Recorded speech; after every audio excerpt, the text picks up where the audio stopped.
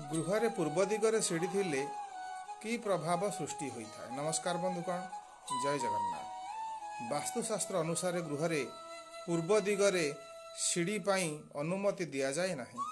जो माने सीढ़ी करिसंती ताहा आम जीवन उपर कि प्रभाव सृष्टि हुए। साधारणतः गृह निर्माण समय पूर्व दिग हल्का हेबा आवश्यक, पूर्व दिग खोला हेबा आवश्यक। जेपरि गृह को सूर्य किरण वायु चलाचल हेब पूर्व दिगरु ताहा गृह प्रति शुभदायक होता है। पूर्व दिग जदि खोला रहे गृह को शुभ वायु एवं शुभ आलोक बा सूर्यालोक प्रवेश होगा द्वारा गृहर शक्ति वृद्धि होता है, गृह उन्नति परिलक्षित हुए। किंतु जदि पूर्व दिगरे सीढ़ी करा जाए, सीढ़ी करने द्वारा पूर्व दिग ओजनिया होगा द्वारा गृहर भारसाम्य हरई बसे गृहर मुरबी शून्य होगा लगी था। गृह मुरबी को कहीं मानती ना।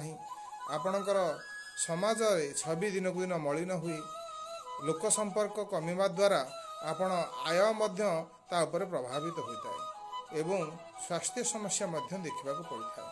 गृह मनमालिन सब लगी रही है। आर्थिक उन्नति परिलक्षित नहवा द्वारा गृह शांति भंग होता है।